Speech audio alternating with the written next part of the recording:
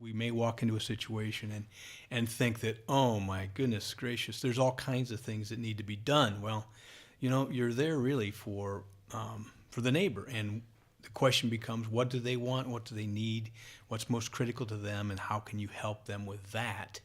And try not to get caught up in what you would think would be all the things you'd like to fix, because that's not important to them. And really, that's the most important thing, is to serve them in the way that they are looking. And the small things make a big difference, and you can get defocused on things that you think ought to be done as opposed to what they really want.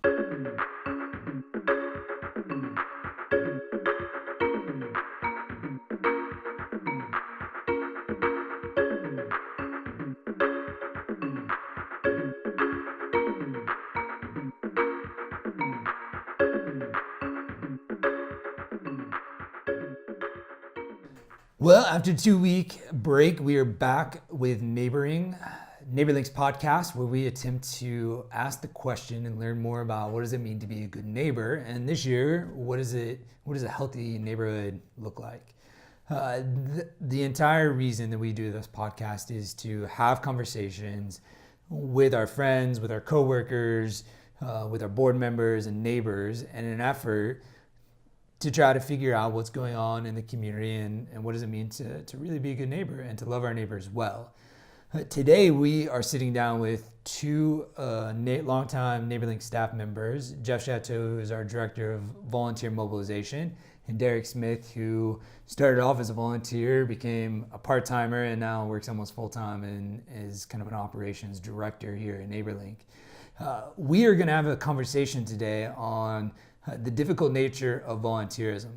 We interact with we do 1,300 projects a year at NeighborLink. We've done close to 10,000 projects since we started in 2003. We spend a lot of time with people in the neighborhoods, and most of those projects go really seamlessly and are great, and you meet some really wonderful people that are doing the best that they can, living independently and being good neighbors.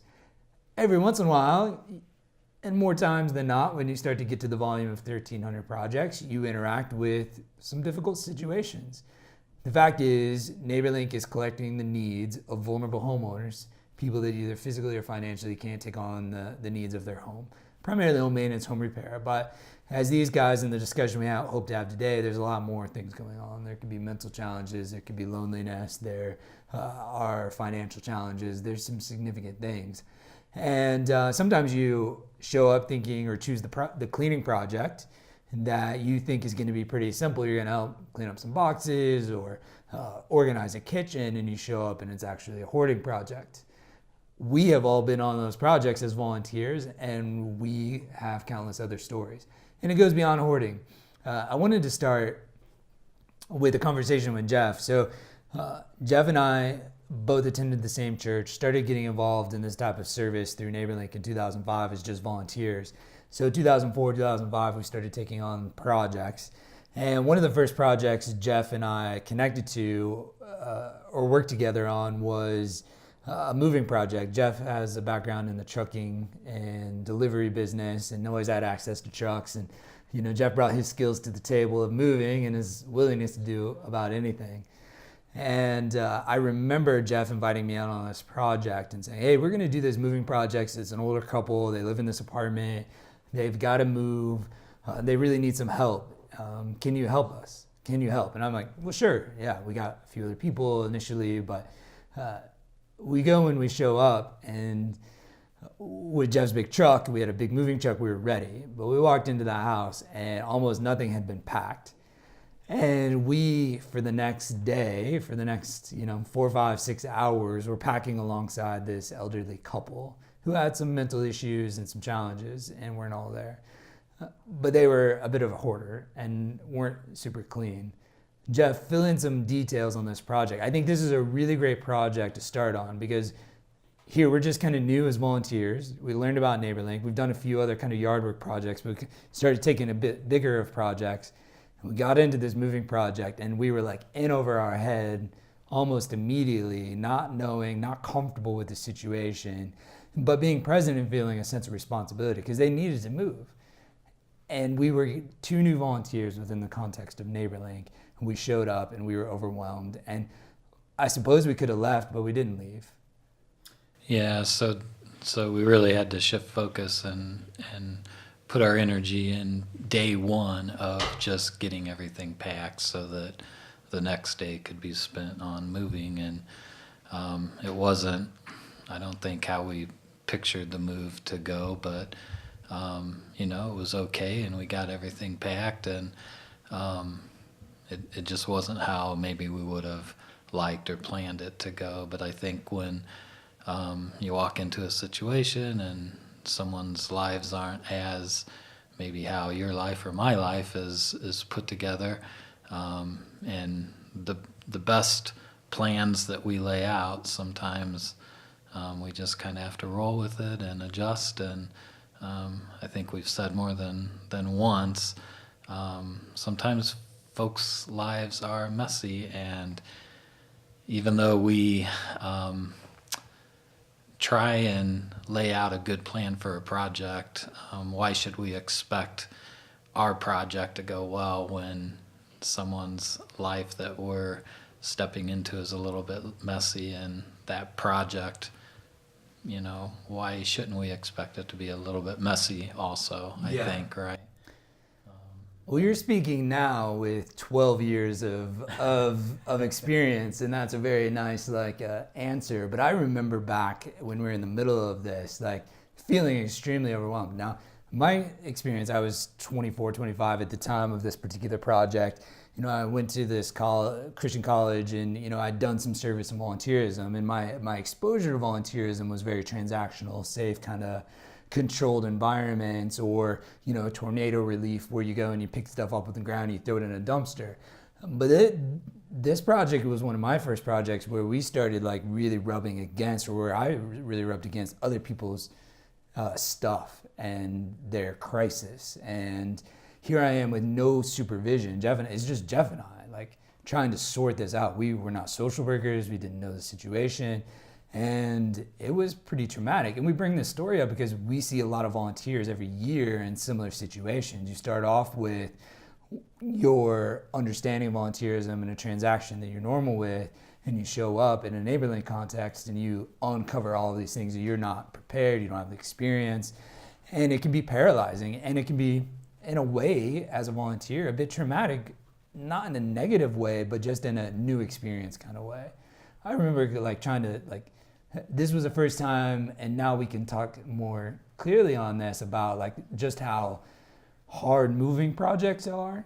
Anytime you're in somebody's house interacting with their stuff and rubbing up against their stuff, all kinds of things come to play.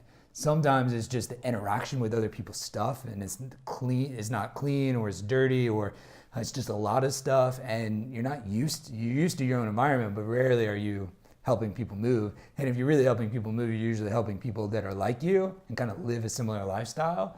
So when you interact with somebody else's lifestyle, that can be hard. And then, especially in some of the hoarding projects, you start to see people's collections, and we now can sit back and look and saying, all that stuff that had value to them, and it's not our position to question the value one puts on something.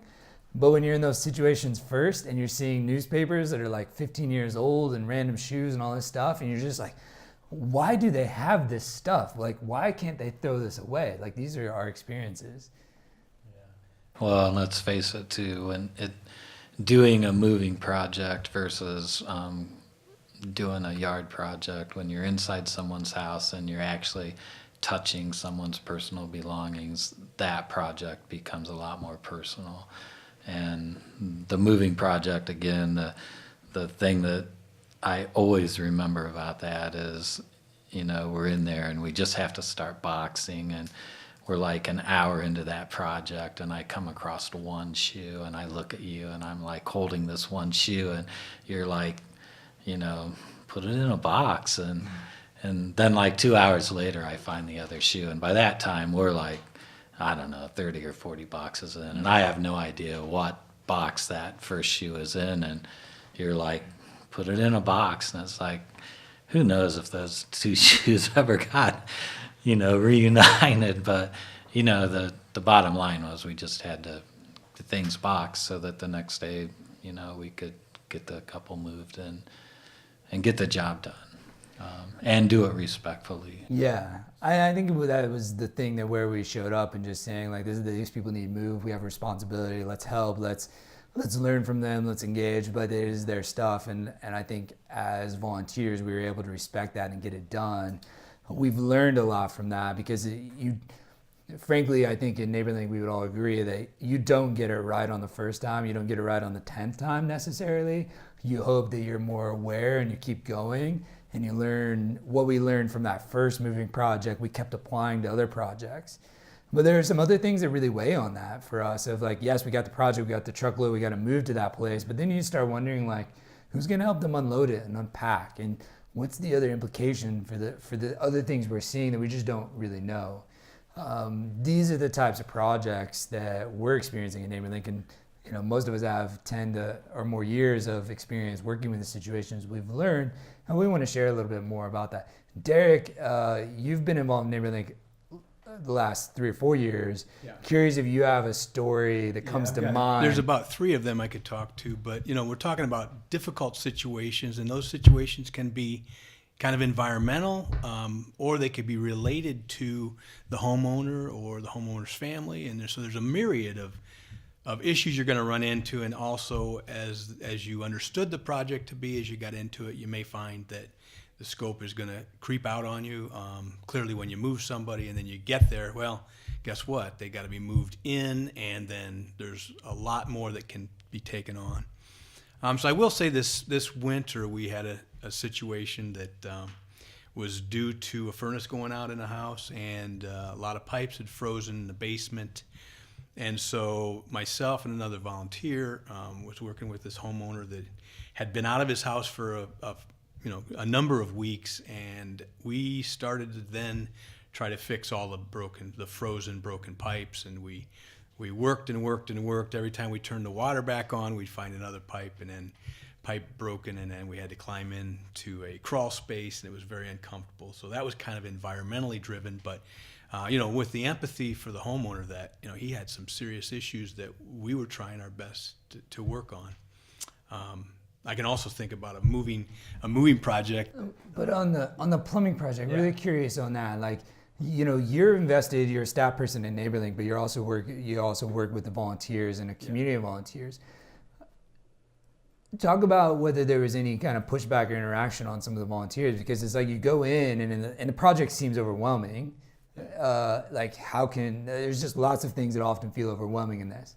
But you came with a certain set of skill sets, and you fix one thing, and it leads to another thing, and then now you're multiple days going back, maybe incurring more cost. The project scope just gets out of control. It really does. And while you're there, I imagine, and this has happened to me, is like while you're there, you're trying to meet the need, but the need keeps growing, and the solution doesn't come very easy, and you can just get really frustrated just naturally because you're trying to fix a problem and you're not being successful at fixing the problem. And the compassion for the homeowner is not that you project, it's not that it's a negative thing to the homeowner or the situation, it's just the problem is not getting solved.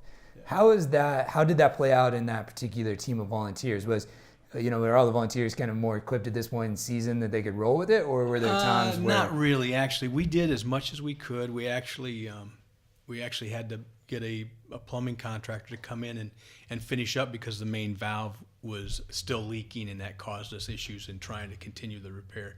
So it was big time frustrating. What the huge blessing was is this particular homeowner had a number of other plumbing issues and had a roof that was leaking, and a lot of other things that we, as we developed a relationship with him, became evident that maybe we could help even further. And so really the bad situation turned into, ultimately a series of really big improvements for his life. It's a good illustration. NeighborLink's so much more about relationships than we are about projects. And even though those difficult and overwhelming projects, like if you go in with the right attitude, that it takes a while to develop this relational aspect, but you guys have learned to be open to that and to find the value in other ways. We've kind of learned, whether it's the moving project or those projects, when you get into a difficult situation, there's always there's always kind of two options on a project for volunteers. One, you're either going to walk away having impacted and helped that project and learning about the process, maybe learn a new skill or something, or you can walk away learning something about yourself. Like, things are always transforming. You either showed up and transformed the thing that you wanted to do for that person, or you walk away being transformed if you're open to it. And I think that's ultimately what we try to create an environment in NeighborLink on, is being open to the transformation. What other kind of difficult situations do some of the volunteers in NeighborLink kind of encounter on a regular basis? Yeah, I will say one is if the homeowner's grumpy or mad or agitated, that sort of thing. And I've got one situation in mind where... You mean you can show up to a project and that person isn't glad to see you? Yeah, and they can also try to dictate when you're going to be there because they want to sleep in or whatever. It could be a number of issues. You've got to really just treat them with grace, and a little humor at times can really go a long ways.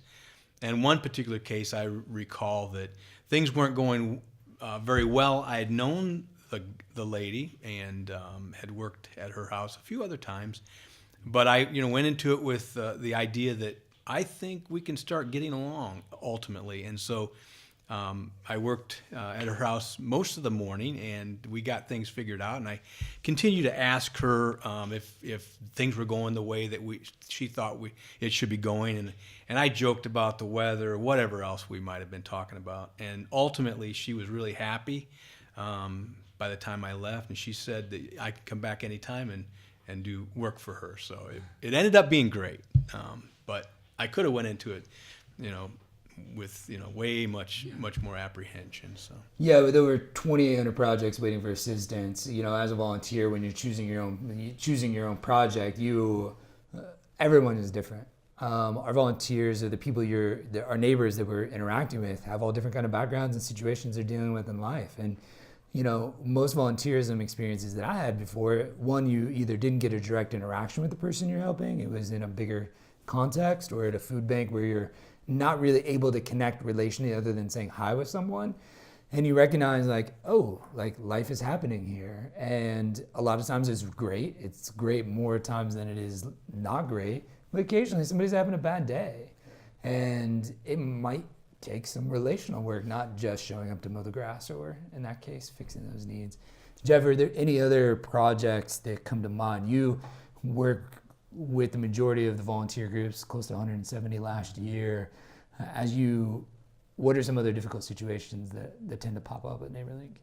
Well, I think sometimes volunteers might step into an environment that maybe they're just not used to, like cleanliness conditions, things along that line, that just maybe take a little more grace or patience to deal with something like that. And you still have to remember to treat everyone respectfully and with kindness and love, and just with a lot of understanding. So yeah, is a good reminder on the connectivity part. One of the unique things, and we've mentioned, that NeighborLink allows our volunteers to get up close and personal and direct connect with the people you're serving. And that's different than a lot of other volunteer experiences. One that we've grown to love, like NeighborLink, Jeff, Derrick, myself, or anybody on our staff, didn't start this work as experts. We all started by choosing our own projects and connecting, and we have been learning along the way, really from our misguidance, or we're just learning from making bad decisions, not asking the right questions. One of the things we really try to do in NeighborLink is try to empower our volunteers to engage in the process. We find that traditional volunteerism doesn't empower volunteers for so often. It's like you show up, you serve, you do what's asked, you do it the way they want it, and that doesn't always make sense. And there's been many projects that I've been on where, I remember we were leading a team. We have a large Burmese community in Fort Wayne, and about a decade ago there was a heavy influx of refugees being resettled to Fort Wayne, and people coming from Myanmar in Burma. And lifestyles and cultures is just drastically different. You can't imagine, unless you've been to another country, the different ways of lifestyles. And so we were being invited with another ministry that was building relationships and to do some cleaning, to painting, getting some of these lower income apartments where many of these people were moving into a suitable living situation. And I remember being with a group of volunteers, and they were kind of cleaning up this kitchen, and the kitchen wasn't clean. It was a low income apartment. And I could overhear this side conversation of how does this work, or like why are they not clean? Why can't they keep up with this? Like that very natural part. And I looked and I was like, at first you're just kind of being judgmental, but what's really happening is you're working out your current understanding of the situation, and that's normal on volunteerism. What we're trying to help volunteers is saying, you know what, that's a really great question. How can we find that answer? Or let's learn about this situation. Or, you know what, if you start building relationships, the answer to that question might be helpful. But I know so many times you can get into those situations, interact with something that you don't quite understand or is challenging for you, and you write it off as a bad experience because you haven't been taught how to engage, or you haven't been given permission to ask questions, to engage relationally. One of the other things that comes to mind in terms of the difficult situations that I think volunteers step into a lot at NeighborLink is resource identification. Like, as a group of volunteers, and this happens quite frequently, where a group of volunteers will commit to a project on NeighborLink, they'll show up to the house, they'll start interacting with the homeowner, and they will identify resources, whether it's economic or people resources present, that begin to question, why am I here? Why are they not doing this? Why are they not spending the money on this project? Why am I being asked? Like, if you are showing up to a grandmother that's asking help for getting her grass mowed, and you show up that Saturday morning and there's grandkids, able-bodied high school age grandkids sitting on the couch or present, you will naturally start asking, like, why am I here? Why is that kid, he's capable of mowing the grass? And that comes up. And it's a legitimate issue and a concern. So one of the things is you can show up and identify resources. The lesson in that for me over the years has been, I can walk away and be really frustrated, but I don't know the situation fully. So how do I, as a volunteer, start asking questions? Because we believe you have the right to ask questions. So one way on that situation is we've learned to say, okay, we've done that a couple of times when we see a grandkid, let's find out why he's not doing the yard work. Or even better, let's invite him out. And some volunteers have gotten really great at that. Well, and when I first started volunteering 13 years ago, I scoped out a project on a Wednesday evening, and that exact situation happened to me. It was in the fall, and walked inside, met the grandmother, and it was a leaf raking project, and her two grandsons were sitting on the couch playing video games. And if it would have happened to me in the first couple years of my volunteering, I would have just done the job on Saturday morning and then walked away feeling taken advantage of. But since I was like 5 years in, I knew enough to ask a couple questions and to like challenge her and say, well, look, I'll tell you what, I told you I'd help you out on Saturday, but here's what I think should happen. I'll be here at 9 a.m. Saturday morning, but I want your two grandsons to help me out. I'll have everything that we need, but I expect them to be out helping Saturday morning with me. And so Saturday morning rolls around, I show up at 9 a.m. and the two grandsons, they came out, and it was actually a pretty good experience. I'm sure they learned a lot. And well, they learned a lot, but I learned something too. I gained knowledge in having that conversation, and like gained some experience and knowing that, hey, it's confidence. I gained that confidence in, because that was like the first time that I really like challenged myself to challenge a homeowner in that way. And that's okay. Yeah. And it is okay to have those conversations and to ask questions. But like I say, if it would have been those first couple years, I would have just did it myself and then walked away thinking, man, I just got taken advantage of. Well, at the end of the day, we want to provide a long-term solution. NeighborLink is not if you just look at each individual project, it's likely not the long-term solution for the situation. And if we want to be in the long game and, really impact people's lives, then we need to learn more. Like, you can't show up and solve the solution overnight. So we've got that story, but then, we've given away countless lawnmowers because we've shown up and, you identify the resource, you start asking questions of like, well, what's going on? And you learn, oh, the lawnmower's broke. So, oh, okay, well, if we get that fixed, can you do this? Or the mower's broken, so we'll take a donated lawnmower and give them to them, and then we've really solved the long-term solution. So still requires, or as volunteers, you ask those questions and the grand guy's like, I'm not coming out, and then you start to learn, okay, this time is about what I'm gonna learn, and I'm gonna have grace, and I'm gonna show up, and I'm gonna mow the grass, and I'm gonna walk away knowing that this was an exercise in me learning something about grace and loving my neighbor sacrificially. But learn that if that homeowner calls you again, you don't have to respond a second time, especially if you've had the time, or maybe that's the good time to ask the questions. Same with economics, whether this is people, we've given a couple of experiences with volunteer resources, but money resources. About 7 or 8 years ago, we really were understanding this is about neighbor to neighbor interactions, not just giver receiver.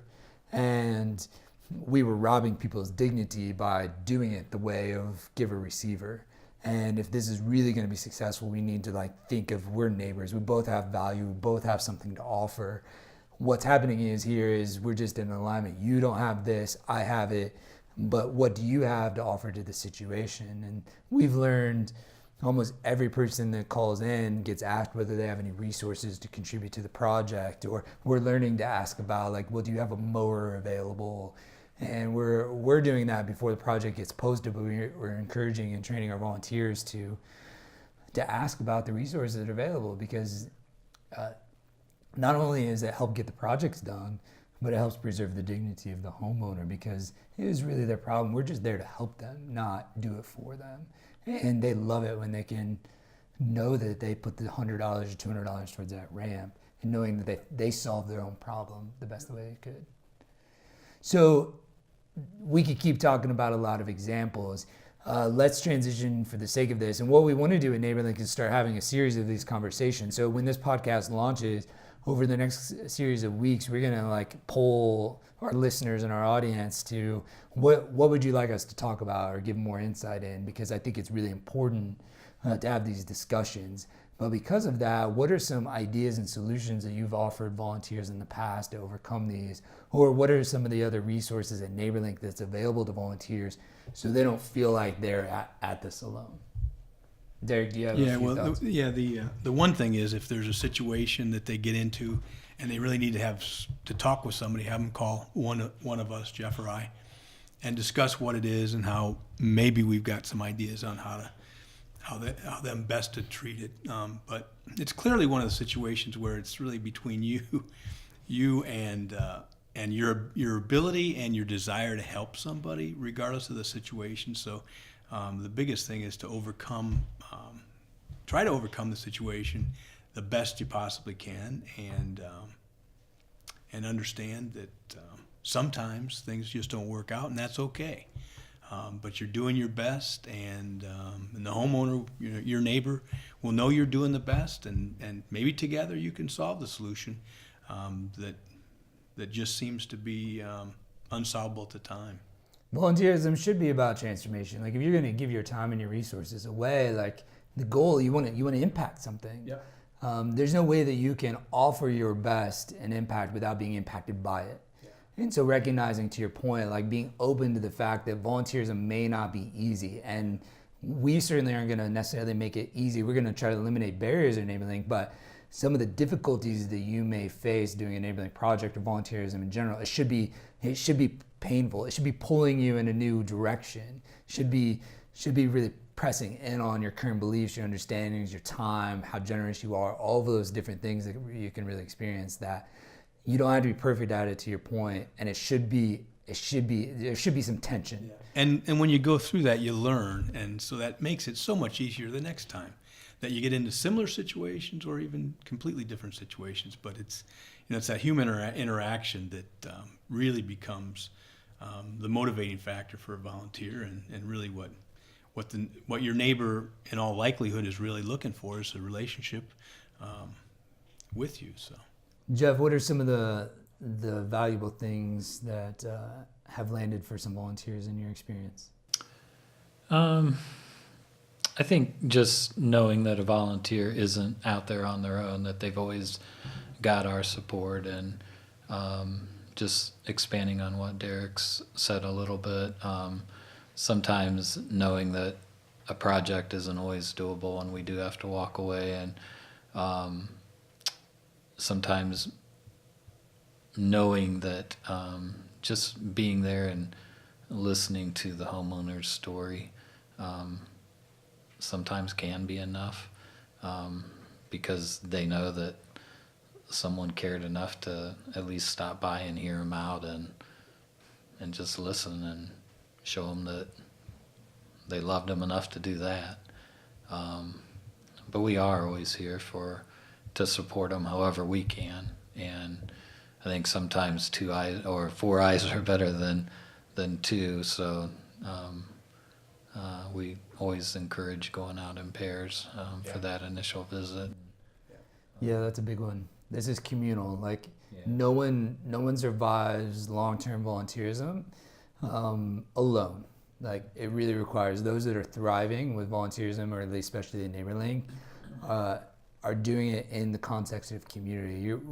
We're doing very messy, very difficult stuff, and if nothing else, even entering into other people's crises. And this is a journey. It requires other people that are going on that journey with you, who can help process together. Yep. So the point for safety, for very objective, very specific reasons, go in pairs. Yeah. 2 eyes, and protection, practical reasons. Practical reasons, but also because if you hit one of those difficult situations, now you have somebody that is on that journey with you, and you can really work through, and you can bounce ideas. And Are there other tips for volunteers that come to mind? I think the big one is err on the side of grace. I mean, that's really try to understand their situation, and try not to be judgmental. I mean, that's and it's difficult to do, but I mean, the more situations you see throughout your volunteering journey, it's going to be easier and easier to interact with people that are a lot different than you, and you find out that you've got a lot of common ground and a lot of value to give each other. Yeah, that's a good point that really relates to the mission. As I think about it, our mission is practical neighbor-to-neighbor expressions of God's love. Like, this NeighborLink was always created to be an expression of what God's doing in our own life and through the church, and that these are neighbor to neighbor. Like, we have things to learn from our neighbors, and we have resources to give our neighbors and things, and it's a relationship, and that's really great. I'm going to put you both on the spot with this question, but I think it should come pretty naturally. What are you learning, and in essence, to wrap up this episode of this podcast, what are you learning lately in the last week or two about what it means to be a good neighbor?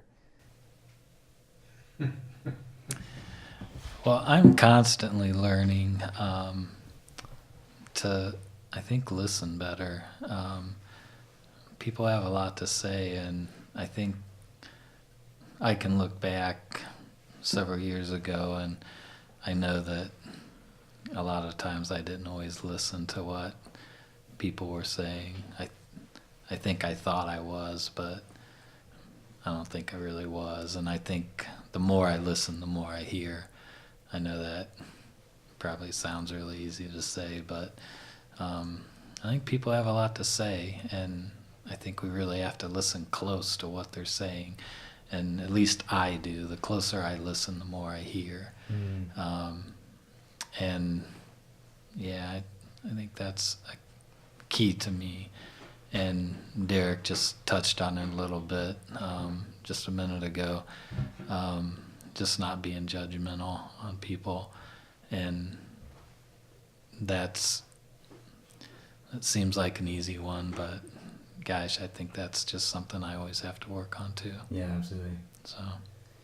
Well, I'd like to say I just totally agree with Jeff, and that's a great answer. But to expound a little bit, listen to your neighbor when you're out on a project, and I think the more we listen to what their needs are truly, that we won't get any preconceived notions, because we may walk into a situation and think that, oh my goodness gracious, there's all kinds of things that need to be done. Well, you're there really for the neighbor, and the question becomes, what do they want? What do they need? What's most critical to them, and how can you help them with that? And try not to get caught up in what you would think would be all the things you'd like to fix, because that's not important to them. And really, that's the most important thing, is to serve them in the way that they are looking. And the small things make a big difference, and you can get defocused on things that you think ought to be done as opposed to what they really want. So yeah. And guys, thanks for taking the time to do this podcast, and thanks for being available to our volunteers and learning and being on this journey. If you're interested in volunteering, it is really easy to volunteer in NeighborLink, and you can make a direct impact in the neighbor's life in 30 minutes, once a week, once a month. No project's too small around here to have a great impact. While it's easy to get involved at NeighborLink because of Jeff and Derrick, like they're here available for any group of any size and any individual. While it's easy to get involved at being a volunteer, the journey on transformation and being a good neighbor is a challenging one at a time, and requires a lot of growth and commitment and grace. But these guys and our team, our desire is to be as of much help as you need, as much or as little as help as any group needs. NeighborLink is really pioneering this idea of decentralized volunteerism. You can sign up, be a volunteer, do 25 projects, but never interacting with a staff person if you have the confidence.